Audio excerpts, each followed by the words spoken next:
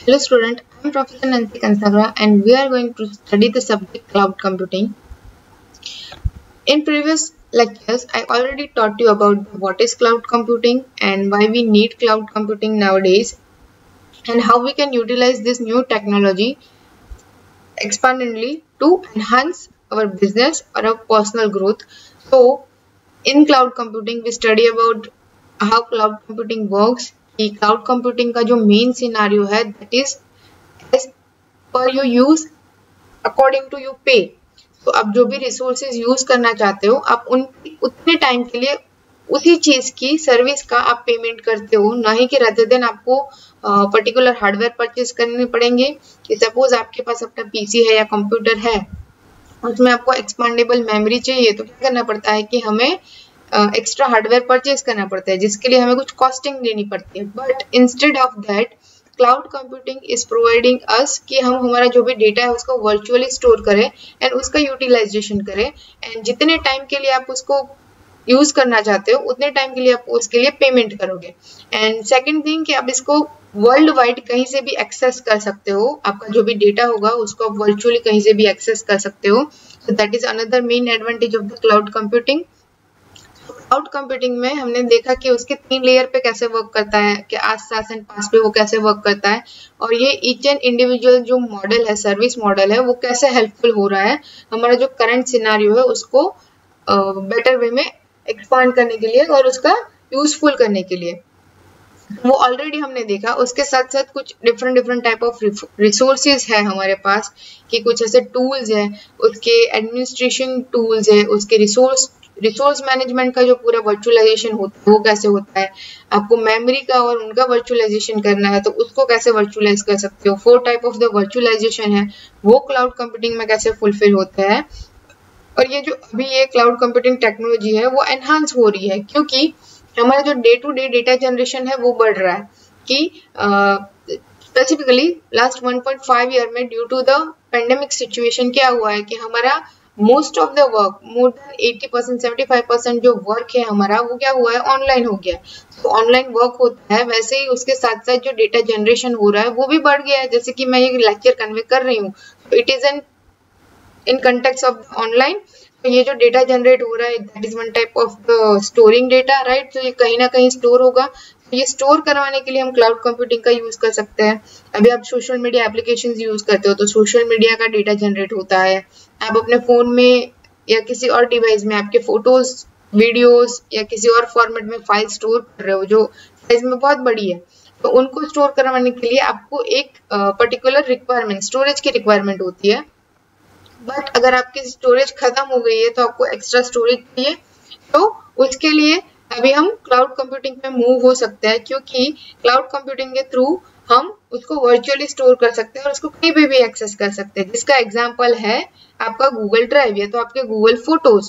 कि सपोज मैंने मेरे फोटोज जो है, मेरे फोन में जो फोटोज है उसको मैंने फोटोज गूगल फोटोज के साथ कनेक्टिविटी करवा के रखी है, तो वो अपने आप जिस भी फॉर्मेट में स्टोर होंगे वो वहां पे स्टोर हो जाएंगे. एंड इन केस मेरे फाइल मेरे फोन में से वो फोटोज डिलीट हो जाते हैं बट स्टिल वो वहां पे गूगल फोटोज में रहते हैं और मैं उसका कहीं से भी एक्सेस कर सकती हूँ विथ सिक्योरिटी, राइट. सो अभी क्लाउड क्या है कि एक इमर्जिंग टेक्नोलॉजी है जिसका डे टू डे लाइफ में बहुत ज्यादा यूज हो रहा है क्योंकि it is a necessity. With the trend हम ये यूज कर रहे हैं. सो उसमें अभी सिक्योरिटी और एनहांस कैसे कर सकते हैं, या तो व्हाट इज क्लाउड सिक्योरिटी और उसका आप यूज कैसे कर सकते हो. तो जैसे मैंने बोला कि cloud computing is an integrated day by day technology because of implementation of most of the companies are also using the cloud computing base.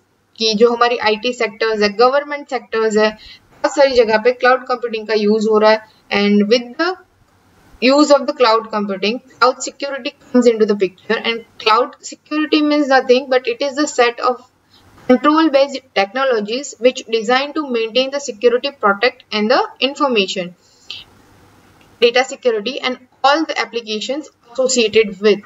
means कि अगर कोई कंपनी है या कोई छोटी कंपनी है या बड़ी कंपनी है या पर्सनल यूज के लिए भी है, if they are using cloud computing concept to store that data, to back up that data, they also need the security with that, कि जो भी इंफॉर्मेशन वो स्टोर करवा रहे हैं, जो भी डेटा वो स्टोर करवा रहे हैं, उसकी सिक्योरिटी होनी चाहिए। तो उसकी सिक्योरिटी एनहांस करने के लिए कुछ टेक्नोलॉजीज का हम यूज करेंगे एंड कुछ कंट्रोल्स का हम यूज करते हैं। सो उसको बोला जाता है क्लाउड सिक्योरिटी, कि जो बाय डिफॉल्ट उस एप्लीकेशन के साथ एसोसिएटेड होके आती है। एंड वो जो उसके साथ एसोसिएटेड होके आती है, सो उसकी वजह से हमारा डेटा बैकअप है और जो हमारी बिजनेस कंटिन्यूटी है वो बढ़ जाती है, कि in case of something happen, कि किसी भी ट्रेजेडी की वजह से कोई डिजास्टर वहां पे हैपन होता है कि हमारा जो डेटा है वो पूरा लॉस हो गया, तो वो रिट्राइव करना क्लाउड सिक्योरिटी की वजह से इजी हो जाता है। बोल सकते हो कि cloud computing process addresses the security control which provided by the cloud provider to maintain the data and its privacy, कि हम हमारा जो डेटा है एंड जो भी डेटा जनरेट कर रहे हैं उसकी प्राइवेसी के लिए हम हमारे क्लाउड कंप्यूटिंग को एक सिक्योरिटी प्रोवाइडर, कंट्रोलर प्रोवाइडर दे रहे हैं, जिसको क्लाउड सिक्योरिटी बोलते हैं। So there are few facts about the cloud computing security, कि जो हम ये सर्विसेज यूज कर रहे हैं आज SaaS and PaaS to storage and organize our data, कि हमारा जो भी IT सेक्टर है, IT कंपनी है, कहीं पे भी अगर हम यूज कर रहे हैं क्लाउड कंप्यूटिंग का, तो उसमें ये 3 सर्विसेज का हम यूज करते हैं आज SaaS एंड PaaS। उनको 2 कैटेगरीज में डिवाइड किया गया है। So there are 2 type of the categories. First one is security issued by a cloud provider, and second one is security issue faced by the cloud customers. Right? So 2 type के cloud consumers हो सकते हैं, एक जो cloud provide कर रहे हैं और जो क्लाउड यूज कर रहे हैं। अब दोनों के लिए security is a necessity thing, कि हम जो क्लाउड सर्विसेज प्रोवाइड कर रहे हैं उनको भी सिक्योरिटी देनी पड़ेगी, अदरवाइज जो उनके कस्टमर है उनका बेस नहीं बनता है। तो ये जो प्रॉब्लम है कि क्लाउड की सिक्योरिटी के रिगार्डिंग दोनों साइड, कि अगर आप सिक्योरिटी प्रोवाइड भी कर रहे हो या तो आप सिक्योरिटी यूज भी कर रहे हो, सो उनको मैनेज करने के लिए कि उसकी वजह से कोई हिंड्रेंस इशू ना क्रिएट हो, we need some cloud security, cloud providers की जो कंटिन्यूसली ये सारी चीजें मॉनिटर करे और उसके बेस पे हमें एक परफेक्ट आउटपुट दे और हमारी सिक्योरिटी और ज्यादा एनहांस हो, और जो भी रिलेशन है between the customer and the provider वो भी अच्छे से रिस्पॉन्सिबिलिटी के साथ वो मैनेज हो, ताकि उनकी जो भी सर्विसेज यूज हो रही है, उनका जो भी डेटा है वो एकदम प्रोटेक्टेड रहे और उनको आप सही से यूटिलाइज कर पाओ। साथ साथ में जो कस्टमर है उनका जो डेटा होगा, उनके साथ पासवर्ड है या तो ऑथेंटिकेशन जो मेजर्स है, जो भी वो ऑथेंटिकेशन पॉलिसी फॉलो कर रहे हैं, वो पॉलिसी सही से फॉलो होनी चाहिए ताकि वो सही से सिक्योर हो पाए। So this is all about the cloud security, कि क्लाउड सिक्योरिटी है उसको हम कैसे सिक्योर कर सकते हैं, जो क्लाउड कंप्यूटिंग में हमारा डेटा है उसको हम कैसे यूटिलाइज कर सकते हैं। नाउ अभी सिक्योरिटी प्रोवाइड होगी, सो ऑब्वियसली वहां पे कुछ ना कुछ चैलेंजेस आएंगे, क्योंकि क्लाउड का यूज इतना बढ़ गया है, सो उसके साथ साथ सिक्योरिटी कंसर्न भी बढ़ गया है। क्लाउड सिक्योरिटी में भी कुछ चैलेंजेस एंड रिस्क है। So there are few 5 points of the challenge and risk जो मेजरली अफेक्ट करते हैं हमारे क्लाउड कंप्यूटिंग पे। सो फर्स्ट वन है identification and allowance, second one है management interface vulnerability, third one is management of the security incident, fourth one is the security of the application, and last one, fifth one is securing the data. ये जो 5 major challenges है cloud computing security के regarding, उनको देखता है कि उसमें क्या क्या चीजें हैं। तो first one is identification and allowance. Identification and allowance means कि हम जो हमारा डेटा है वो किसी अनऑथोराइज पर्सन को एक्सेस करने नहीं देंगे कहीं से भी, उसकी सिक्योरिटी हमारे पास होनी चाहिए, कि वो एक रिस्क फैक्टरिंग चीज है क्लाउड कंप्यूटिंग में अभी, कि जो एक रिस्क क्रिएट कर सकता है कि अगर कोई अनऑथोराइज पर्सन है उसके हाथ में हमारा ऑथेंटिकेशन चला गया और उन्होंने किसी गलत तरीके से उसको यूज कर लिया, तो वो एक इशू हो सकता है। तो क्लाउड कंप्यूटिंग जहाँ यूज हो रहा है वहां पे ये चीज को सिक्योर करने की बहुत ज्यादा जरूरत है। जैसे कि Amazon है, अभी उनका जो भी डेटा है that is quite in a huge amount, but वो किसी अनऑथोराइज पर्सन के हाथ में, किसी हैकर के हाथ में चला गया। सो व्हाट हैपन कि वो उस एप्लीकेशन के साथ कोई भी छेड़खानी कर सकता है, राइट। वो identification and allowance particular authorize person के पास, ऑथेंटिकेशन पर्सन के पास ही होना चाहिए, which is an one critical concern right now. Second one है management and interface vulnerability, means अभी हम कहीं से भी कभी भी डेटा एक्सेस कर सकते हैं, तो वो जो चीज है उसकी वजह से हम उसको स्टोर जो करवा रहा है और जो large number of the data store हो रहा है यूजर का, उस पे थोड़ा सा रिस्क आ जाता है कि आप कहीं से भी इसको किसी भी फॉर्म में एक्सेस कर सकते हो। तो अगर वो पब्लिक क्लाउड रिसोर्सेज पे अगर इन केस आप स्टोर कर रहे हो तो उस टाइम पे it could be an critical problem. Vulnerability का जो प्रॉब्लम है वो क्रिटिकल हो सकता है, क्योंकि पब्लिक क्लाउड में उतनी सिक्योरिटी प्रोवाइडेड नहीं है। नो डाउट अगर आप public cloud plus private cloud का यूज कर रहे हो तो वहां पे थोड़ी सी एनहांसमेंट आ जाती है आपकी सिक्योरिटी के रिगार्डिंग।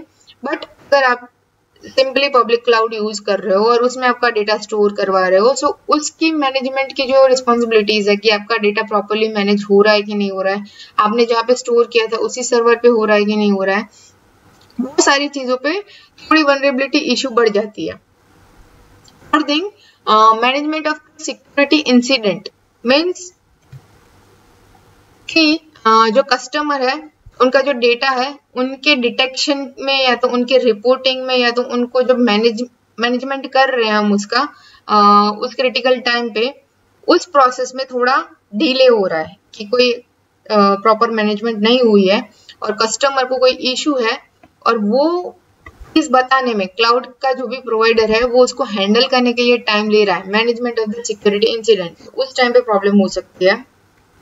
ठीक, उसके बाद है security of the application. Obviously cloud के साथ एप्लीकेशन भी कंबाइन होके आती है कि कुछ ऐसी एप्लीकेशंस है कि जो हम थ्रू आउट द क्लाउड ही यूज करते हैं। So applications on the cloud protect with great security solutions which is based on the physical and virtual resources. वहां पे आपके दोनों टाइप के रिसोर्सेज का कॉम्बिनेशन होता है और आप उनको यूज करते हो। तो जो लेवल ऑफ सिक्योरिटी है for the application that must be at a high level और the same level of the security जो हम अपनी एप्लीकेशन के लिए सेट करने वाले हैं, या तो जो क्लाउड डिप्लॉय हो रहा होता है उस टाइम पे जहाँ पे सिक्योरिटी यूज होती है उसके बेस पे होता है।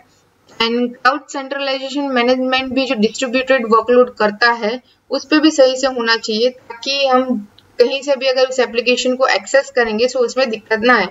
जैसे कि हमारा अमेज़न का एग्जांपल, मैं बार बार अमेज़न का एग्जांपल इसलिए देती हूँ क्योंकि अमेज़न एक ऐसा प्लेटफॉर्म है जो अभी बहुत वाइडली यूज होता है। सो अभी अगर अमेज़न में सिक्योरिटी नहीं होगा सो ऑब्वियसली कस्टमर है वो वापस वो एप्लीकेशन यूज करने नहीं जाएगा।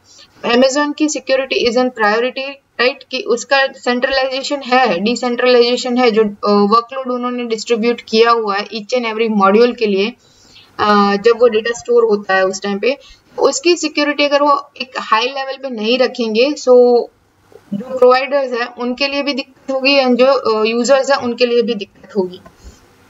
And the last one, securing the data. Obviously हम हमारा डेटा वर्चुअली स्टोर कर रहे हैं, सो जो स्टोर हो रहा है वो हमारा important portion of the data भी हो सकता है, तो वो डेटा सही से स्टोर होना चाहिए। उसमें अनअवेलेबिलिटी ऑफ द डेटा नहीं आना चाहिए कि अगर मेरे को कभी उसको एक्सेस करना है कहीं से भी, नो डाउट इसमें हमारा इंटरनेट कनेक्शन है वो भी अफेक्ट करता है, बट उसको सिक्योर करना हमारी रिस्पॉन्सिबिलिटी है, राइट। सो उसको हम कैसे अच्छे से इस प्रॉब्लम को सॉल्व करें with cloud computing security, that is also an one type of the challenge. इस पे फोकस हो रहा है अभी, because the problem can rapidly grow in case of the multiple data transfer, which will result in a lack of ownership transparency and will lead to a great loss। Means कि जो एक से ज्यादा data transfer हो रहा है, क्योंकि अभी वर्ल्ड वाइड हम इंटरनेट पे डिपेंडेंट हो गए और यहाँ से वहाँ थ्रू आउट द डे बहुत सारा डेटा यहाँ से वहाँ ट्रांसफर होता है। वो जो डेटा यहाँ से वहाँ ट्रांसफर हो रहा है, in between lake of ownership या तो ट्रांसपेरेंसी का इशू आता है, उसकी वजह से अगर कोई डेटा लॉस हो जाएगा so that will be an difficult one. So securing the data is an necessity thing. ये to secure the data there are some measures and controls in cloud security. There are mainly 4 categories. Okay, first one is prevention control, second one is deterrent control, third one is detective control and co-reactive control. So prevention control means कि इस type का control है जो strengthen करता है to reduce the attack on the cloud systems, कि जो भी क्लाउड सिस्टम्स वर्चुअली यूज हो रहे हैं अगर उन पे कोई अटैक आने वाला है तो उनकी जो स्ट्रेंथ होगी ना उनको वो कम करेगा। And reduces the problem actually आपकी वनरेबिलिटीज को नहीं निकालता है, बट वो उसको कम कर देता है। जो अनऑथोराइज एक्सेस होगा उसको हम प्रिवेंट कर सकते हैं एंड हमारा जो डेटा है उसको सिक्योर कर सकते हैं। तो सेकेंड टाइम अगर कोई हैकर या कोई चीज अनऑथोराइज पर्सन उसको एक्सेस करने की ट्राई करेंगी, सो ऑलरेडी हमें पता होगा कि उसको हमें कैसे प्रिवेंट करना है। As name suggested, prevention control, कि हम नेक्स्ट टाइम के लिए प्रिपेयर होंगे and maximum possible vulnerability eliminate कर सकते हैं। Second one is deterrent control. Deterrent control means कि it is a type of control schedule attack on the cloud system by providing a warning sign which is typically reduce the third level of informing the authorized person. Means कि with this deterrent control हम जो third party को inform कर रहे हैं, भले वो authorise person हो, बट वो रिस्क को हम रिड्यूस करके उसको हम यूज कर सकते हैं, राइट? कि एक वार्निंग मैसेज दे सकते हैं एंड जो प्रोसीजर कोई कॉन्सिक्वेंसेस होने वाले हैं तो उनको प्रिवेंट कर सकते हैं। उसके बाद है डिटेक्टिव कंट्रोल। तो डिटेक्टिव कंट्रोल जैसे नाम है कि कोई इंसिडेंट अकर होने वाला है, सो उसको वो प्री डिटेक्ट कर लेगा कि ये चीज होने वाला है। आपका जो डेटा है, आपका जो भी प्रॉब्लम है, आपका डेटा जो भी मैनेज हो रहा है उसमें ये इश्यू हो सकता है।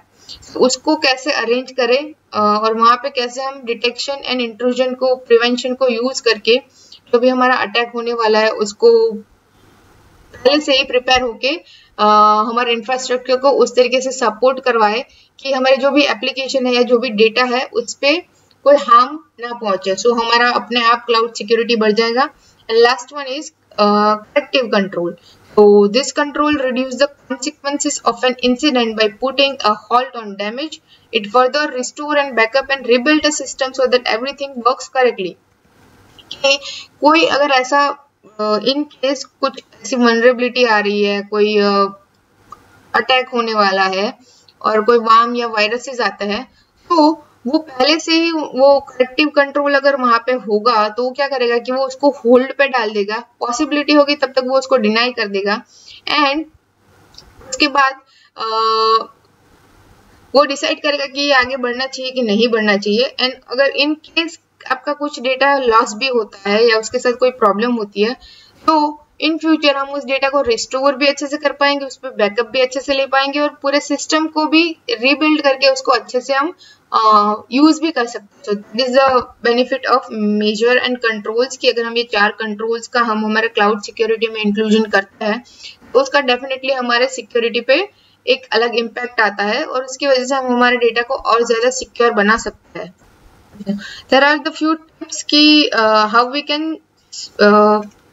take precautions regarding cloud security कि हम जो डेटा स्टोर करवा रहे हैं उस डेटा को, ये जो डिजास्टर प्लेस होंगे या तो कुछ भी इश्यू की वजह से अगर डेटा रिट्राइव नहीं होता है तो हम क्या कर सकते हैं कि जो भी क्लाउड कंप्यूटिंग की जो भी सर्विस या तो जो भी प्रोवाइडर है वो जो सर्विस प्रोवाइड कर रहा है उनकी जो भी सिक्योरिटी गाइडलाइंस है उनको एकदम फॉलो करेगी। सपोज वहां पे बोला गया है कि आप इतने ऑथोराइज पर्सन को ही एक्सेस दे सकते हो, तो हमें उससे ज्यादा ऑथोराइज पर्सन को एक्सेस नहीं देना चाहिए।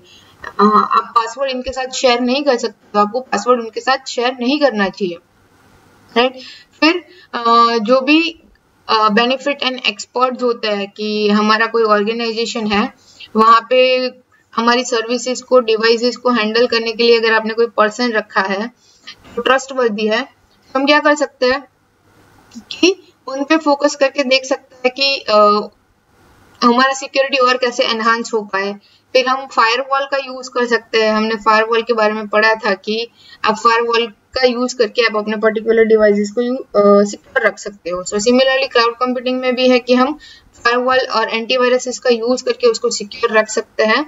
And it is also possible कि अगर कोई हाई ऑर्गेनाइजेशन है, बड़ी कंपनी है या गवर्नमेंट क्लाउड कंप्यूटिंग के साथ अटैच्ड है, तो वो लोग एथिकल हैकर्स भी हायर कर सकते हैं जो सिक्योरिटी प्रोविजंस के लिए वर्क करते हैं, कि जो टेस्टिंग करते रहते हैं ऑल द टाइम कि ये जो पर्टिकुलर सिस्टम है वो सही से चल रही है, उसमें कहीं पे वनरेबिलिटी तो नहीं है।